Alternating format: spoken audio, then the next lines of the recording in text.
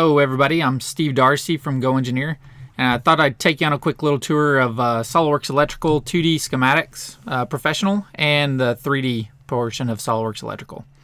So in Electrical we deal with projects. I've got my project manager up, and I'm going to start with this little project from Disco Inferno, and it's got really everything is blank. I don't have any line diagrams. I do have a couple little sheets over here for power and the battery pack, and we'll kind of get to some of those later. But let's start off kind of with the line diagram, but also a little bit more about what the Disco Inferno is. So in SOLIDWORKS Electrical 3D, we have the same project manager. You'll notice it's red because I've already got it open in 2D. Just double click to open it up. Tells me, hey, somebody else has it open in 2D, so it's totally multi-user friendly.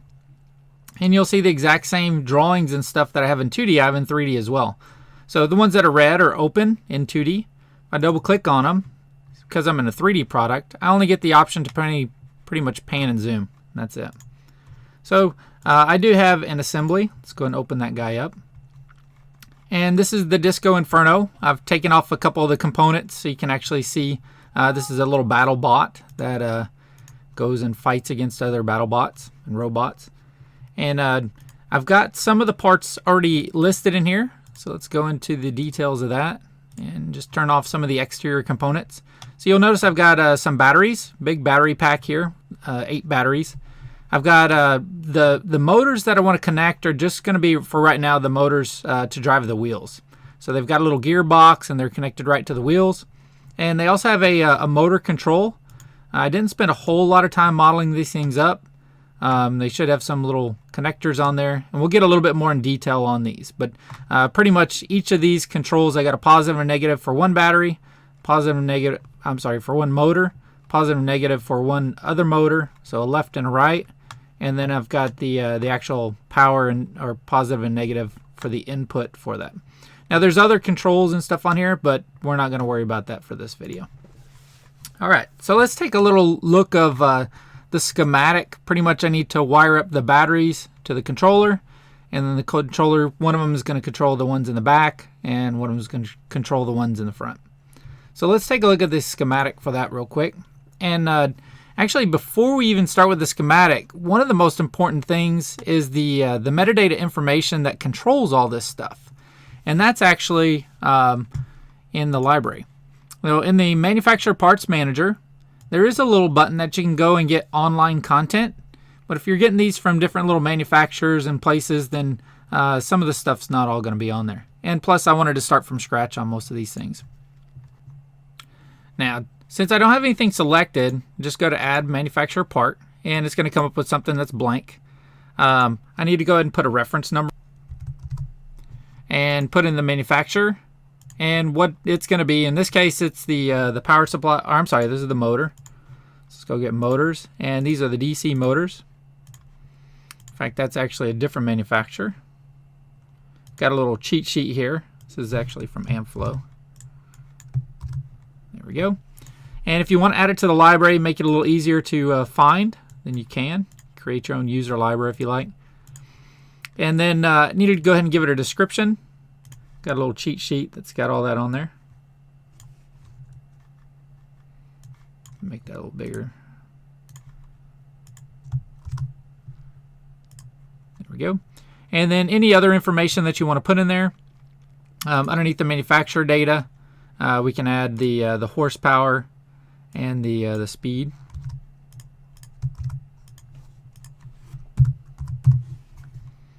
There we go. And that's most of the metadata.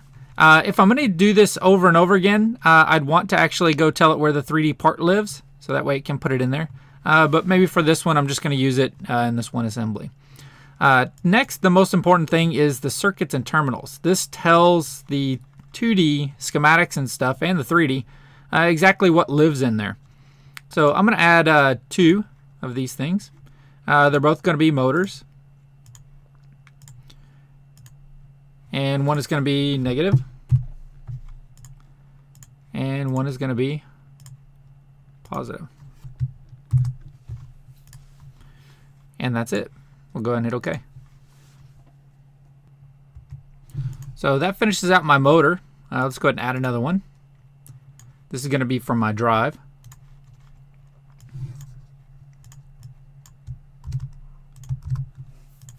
So the manufacturer is going to be Robot Systems. This is actually going to be a drive. Okay, I'm going to go ahead and put it in the user library. And we'll copy the base or the description in there.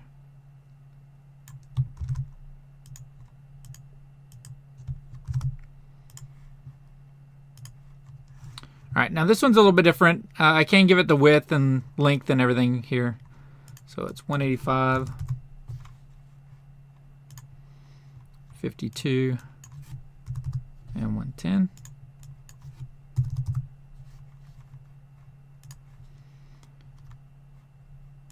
Go ahead and add the current.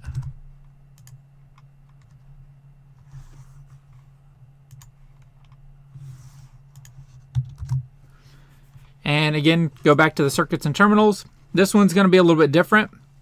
If we go out to the website for this guy, he's got he's got some connectors, some little screw-in connectors on there, and I'm not going to do all of them. There's actually a couple for the front and the back, but I'm just going to do the positive and negative for each of those different controls. So here we go. We're just going to do add. I'm going to add multiple since there's going to be a couple of them. So as far as the motor circuits, and I don't see them, so I'm going to say more circuit types. And then when I did the drop down, now I'll see a couple more. So I'm going to get motor. Each one of those is really just going to have one circuit on it. And there's going to be, let's do 5 or 6. There we go. So that way it creates all those pretty quickly. And then for the terminals, I want one's going to be a left positive. One's going to be a left negative. So this is my left motor. And that's the thing, is I'm trying to let you know that you can pretty much do whatever you want in this thing. Right, positive. Right, negative. And then the actual power coming in, I've got a positive and a negative. And we could also maybe just do, maybe this is the ground, and maybe this is the battery. All right, and that's it. So we got our metadata, we got our circuits and terminals, hit OK. All right, I've got one more to do. This one is actually the battery. So it's under power supplies is fine. Again, we'll put on our user library for the description.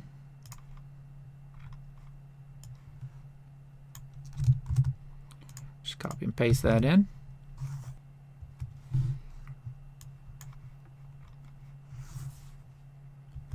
For the power down here, put in how big that is. And the output voltage is 14.8 volts. All right, circuits, terminals. So there's really just one. And it's power supply. And one's going to be positive, and one's going to be negative. There we go. Looks good. And with all that metadata information, we're good to go. Let's go ahead and close out of that. And I'm going to start with my line diagram. So I'm on the O3 line diagram. And on the line diagram, I'm going to insert a symbol. And you can kind of see I've already created a motor controller. So we'll just go ahead and plop that guy in. And for the most part, it's just a graphic with a little box in there with a little JPEG image in there. And what I need to do is tell it what the manufacturer part is. So let's go search for that. All right, and there he is. When I select on it, you'll notice that he's got the different terminals and everything. So it looks good. Select it, and we'll say OK. Next, what I need to do is this is going to connect up to the motor on the left and then the motor on the right. So it's we'll insert another symbol. And this time it's going to be a motor. And I could create a new one. I'm just going to use an existing one. This one's pretty close. So just select it. It's a little bit big, but I'm going to put him in there. So he's going to be a motor on the 1. M1 is fine. We do need to tell it what the manufacturer is for that. So let's go find amp flow. There he is. He's got a plus and a minus.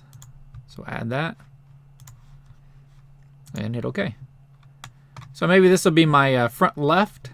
Then because I've already put the information into that one, I'm just going to do Control C and a Control V. So I'll copy and a paste. Looks good. And then let's go ahead and connect these guys up. And I'm just going to use the default cable there. All right. And the cable's smart. If I double click on it, it knows that there's a M1, a motor on the left. It has 2 connections to it. And it also knows that this T1, this little drive over here, has all these connections to it. That's where that information comes from, is that manufacturer parts. So let's go ahead and close out of that. Now I need another one of these. So we can copy the whole thing. Control C and Control V. And paste it in there. And again, it's smart. So there's motor 1, motor 2. There's motor number 3, motor number 4. Also, there's 2 drives, T1, and now there's drives T2. So this is pretty much my little layout for the overall part of it. Now I want to kind of get a little bit more detailed and start working on the power schematic on it. So let's go over to the power schematic. So on the schematic, we get a little bit more detailed on what's going in here.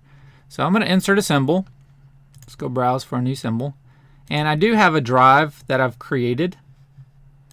This little M160 servo drive. And for the most part, it's just a black box. But the black box does have some information on it. Now there's a little bit of an issue that I did, is notice that the motors are all good for the left and the right, they're green. I have 2 extra ones for the battery and the ground, but notice what I did is I left those as motors, so it doesn't exactly know what those are. So let's cancel out of that and let's go fix that real quick. Let's go back to our manufacturer parts manager.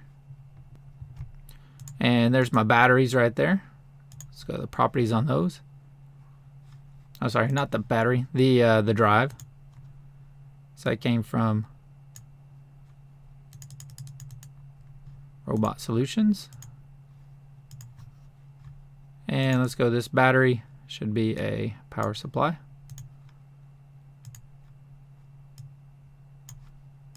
There we go. All right, let's go ahead and insert that symbol again.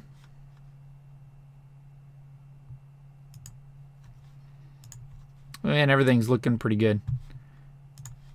All right, so he knows exactly what he is.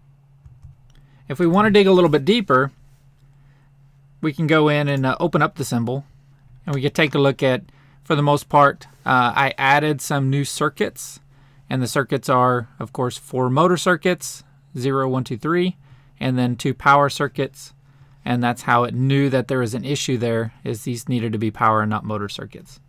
So then you tell it where to go. That's where we need to connect the wires to this guy. And then the rest is just metadata information. And I didn't want to get too crazy with it. I just drew a box, you know, pretty crazy. All right, let's go back to the power circuit. This guy is actually the same thing as the other guy. So what I want to do is, instead of him being a servo drive 1, this guy is actually T1. So let's go link those 2 guys. There we go. So now he's T1. Now you can kind of see something happened when I did that. Because I made the change in the manufacturer part information, I didn't make a change all across the board. So let me go check these guys real quick. So notice the issues here. So all I got to do really is just delete it. Let's search for another one. Let's add him. There we go. And because this was a copy, the copy needed to update too. Now, there's actually a different way I could have done this, and then I wouldn't have to do this. But okay, those I haven't used yet, so we're good on that one. All right, but now this guy's T1. He should have a go-to, so we can go over where he is in the schematic. There he is. Notice he's all good and fixed now. All right, this also, I need to go out here to a motor. So let's insert a symbol for a motor. And this is just a positive and negative motor. So we'll just use this DC motor, is fine. And then I may want to flip it. You hit the space bar to kind of flip it around if you need to. There we go. That guy looks good. And I'll put it down just a little bit below it. That looks good. And then we got to tell it what motor this guy is. Notice he's looking for 2 tags, 2 motor circuits. So I need to go search my database for a motor. And when I select on it, it's happy. It's got a positive or negative. So we'll use him. Now he's happy. And we're good to go. So there's one motor. This guy, motor, I should have done this. This is my motor number 1. So let's go ahead and link them. So I'm just going to click on motor number 1 there. And it pans and zooms to where, hey, is this the guy you wanted? Yep. So I hit OK on that. So we should be good to go there. All right. Now we need another motor over on the right-hand side. So I'm going to insert him in. And the only reason is because I need to hit the space bar and flip him around where he needs to go. And kind of same thing. Just plop him out there. He needs 2 circuits. So we'll add them. And same thing, this guy actually needs to be motor number 2. So we'll link him. There we go. All right. Then let's go ahead and wire this guy up. So we're going to draw single wires first. And I'm just going to use 2. I'm going to use black and red. So red's going to be my hot, black's going to be my common or ground. So we'll just select that. So I'm going to go minus to minus. I'm still doing black, so let's go minus to minus. All right, and then we'll switch the wire out to red. And we'll go plus to plus and plus to plus there. Okay, that's pretty much it. It's good to go. Next, what I want to do is I want to come out of the battery and the ground. So probably should have left that in there. So the battery's going to be hot.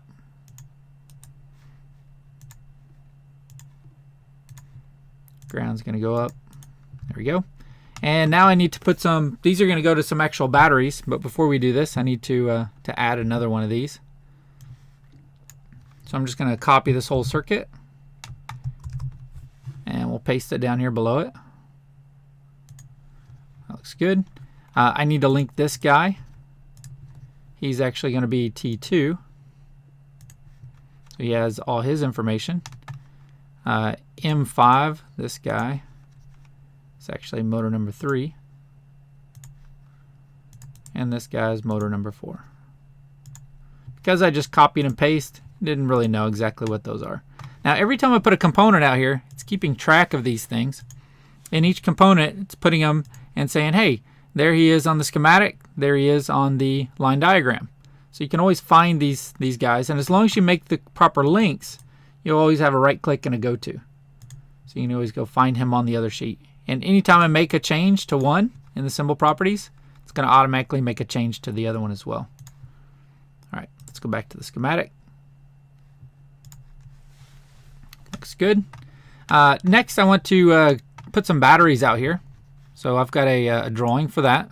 So the battery pack. So this is going to be a pretty simple drawing. Just insert a symbol. Let's go find a battery. Which is going to be under power supplies. Simple, just positive or negative. And I'm just going to plop this guy out there. Now this don't have a battery, but maybe I want to make this root a B. So it's a B1. And I do want to give it a manufacturer and part, so let's search for it.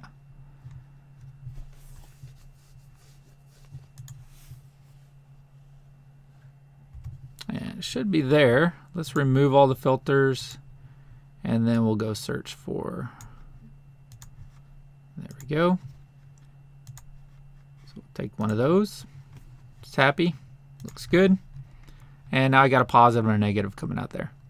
All right, now I've got a couple of these. So we'll do Control C, Control V, and there's actually 8 of them. And I'll give them a little bit of space in between them. We can use, there's an array command. I'm just going to plop a couple out here. In fact, I'll just put 5. Good enough. So I can finish the other ones later, but really all I need is 4. I'm going to hook up 2 batteries to each one of these things. So let me draw a single wire. Let's go with black. Black's going to come off of the negative side. And then it's also going to come, we're going to hook 2 of these guys up. So let's kind of do the same thing.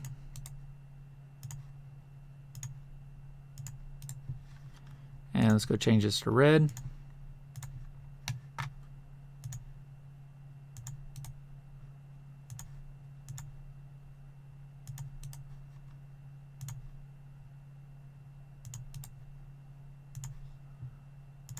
And that's good enough for now. So I've got the schematic done. You'll notice that kind of the way it's going is the wire is going to come into the battery, then it's going to loop to the other battery, and so that way I just have one wire coming out from the batteries to the controller there, to the drive. So next what I need to do is I need to link these guys together. So we're going to use origin destination symbols here. So we're going to do single insertion. So this red guy is going to go to my first battery pack here. Okay, and then my white ground there is going to go to this one. There we go. And then I'm going to go red to red, and it's actually black to there. All right, then we'll close out of that. And so now what do we do is we have go-tos from here as well. So if I want to go to where that origin originally comes from, it's going into there. So that's pretty good. Got a lot of my schematic done. We do need to give it some wire numbers. That's pretty easy to do. Just click 2 buttons. Goes out and gives wire number 1, 2, 3, 4, 5, 6, all the way up to 12. And then if we want to see these on a report, then we can do that as well. So we can go to our reports and take a look at our list of wires.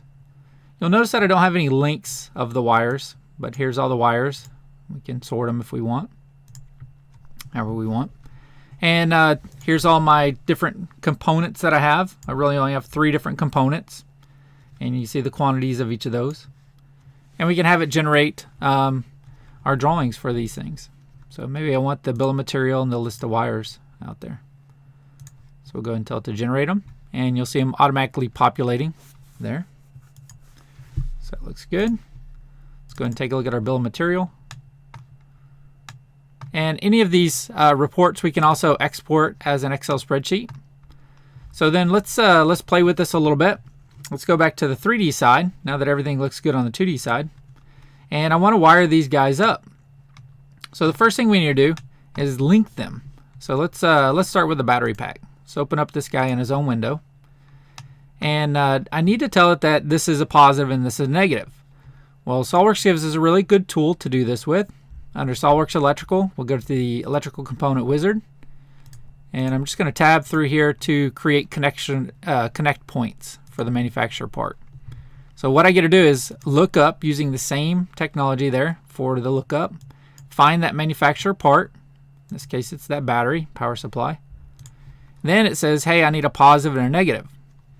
So I'm just going to go over here. This is going to be my positive. So we're picking a point on a face. It's going to create a sketch point. So I say yes. We'll say green check it. And then it's going to put a little C point on there, a connection point. So that's the direction that the wire is going to come out. Then I need to do a negative one. So I'll just pick on the face of that.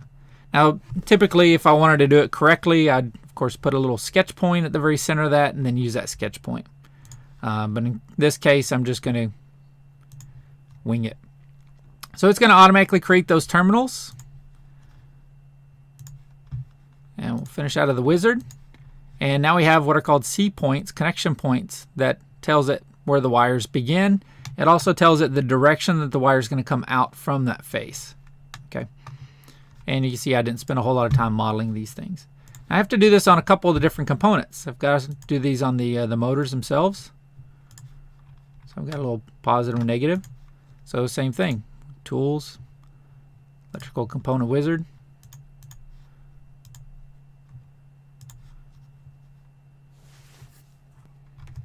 Here the motors came from, actually let me remove all the filters and we'll go to amp flow. we go. This guy's got two circuits, positive and a negative. So again, first time we'll pick that. Say OK. It's done with this guy. Now it goes to the negative. Yep. And we'll hit OK. And then he's happy. He's got all his sketch points. So we can close out of that and finish out of the wizard. All right, save it. Close it. All right, next, so I've got the motors, I got the batteries. Now I need to do the servo drives. So same thing. So you can kind of see how important it is to get that manufacturer and part information in there, because we're going to use this throughout the entire system. So in this case, this is going to be robot solutions. Okay, so on this one, this thing kind of mounts upside down, I believe. And so we're going to put the left on this side.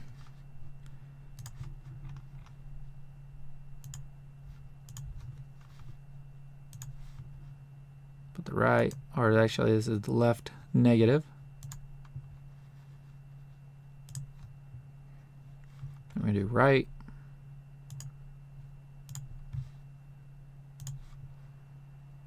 And it does take a while to set these things up, but you only have to set them up one time. All right, then out the other side, I have a positive and negative coming in. So this is the battery, which is going to be the positive. Then I've got the ground.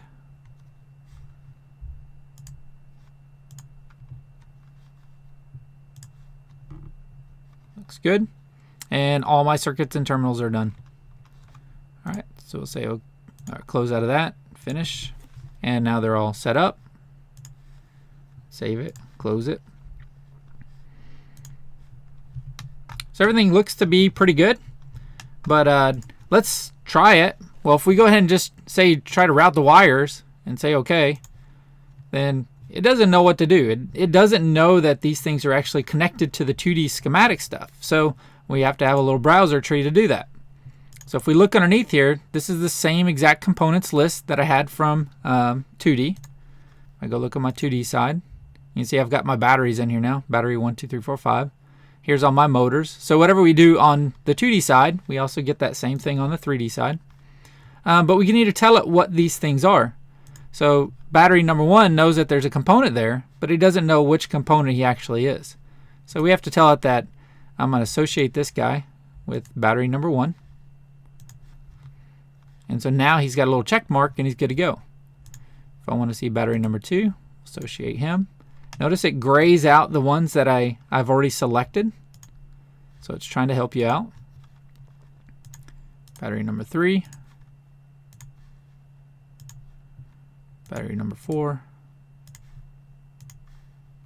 And we'll just put battery number 5. We didn't really put him to anything, but I know it's going to be that next one in there. All right, so then motors. We're going to say this is the front up here. So same thing. We need to associate this motor. This guy's going to be left and then right.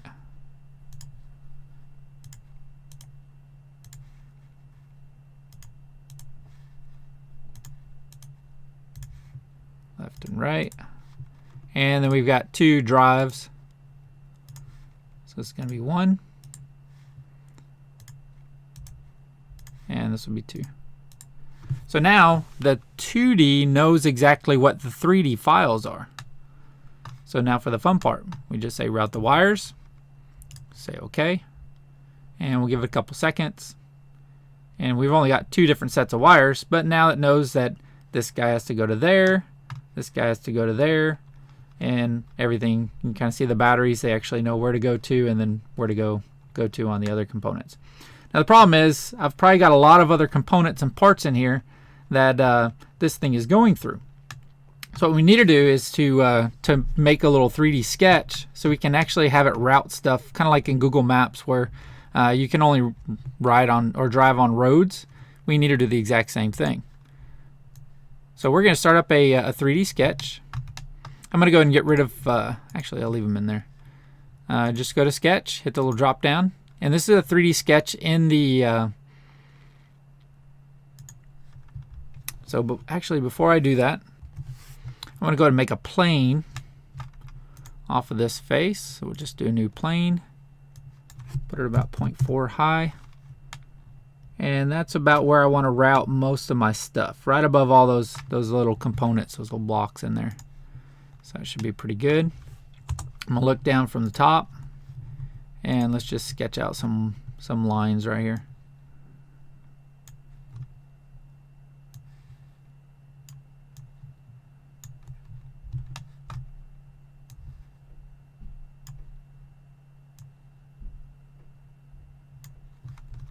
All right, and then from the batteries, these all need to go along a little path here. And then maybe they'll actually go to here as well. So all of them are going to go along a line, and then come back up to here. Now from here, this needs to go up in space. So when I click on that, actually I'm going to double click off of there. That gets me off of that grid. So now when I click on that, I can hit the tab key and I can go up in space. I can hit the tab key and it'll flip. And you start the line again to come out back this other side. And of course I'd recommend us putting some dimensions and stuff on there. So that gets me on one side of the drive. Next I'm going to go ahead and, actually I'm going through this thing. So we'll drag that down just a little bit. Okay. And then I'm going to start on to this about right there. Tab, so we're going up. Tab, so we're going over. Start the line again. And this time we'll come over here to the right. Make sure this kind of goes all the way over. Don't want to get too close. You can hold down Control 2, that way it doesn't snap to anything that you don't want it to. And he's pretty high. He needs to be about the same height as these things. So we'll just drag him straight down.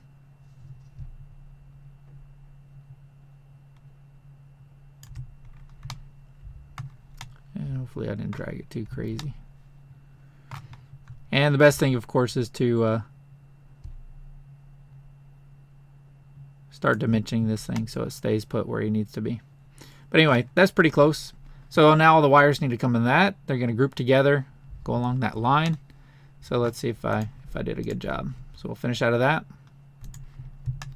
The other thing we need to do is call this guy something special. EW_path. So it's kind of an electrical wiring path. There we go. And then we'll go back to our electrical 3D. We're going to say route wires. And just route all the wires. And I want to delete the existing route so that way it creates a new one. And as long as I got the wires pretty close, you can kind of see they come out from the C points, find the highway, and go as quick as they can through the highway. And then they go up where they need to be. These are actually coming down, going back through there. And then the ones off of the batteries are coming through and connecting. So everything's looking pretty good. And I got all my motors and everything all connected. So now that I've done that, then I can update the bill of material properties.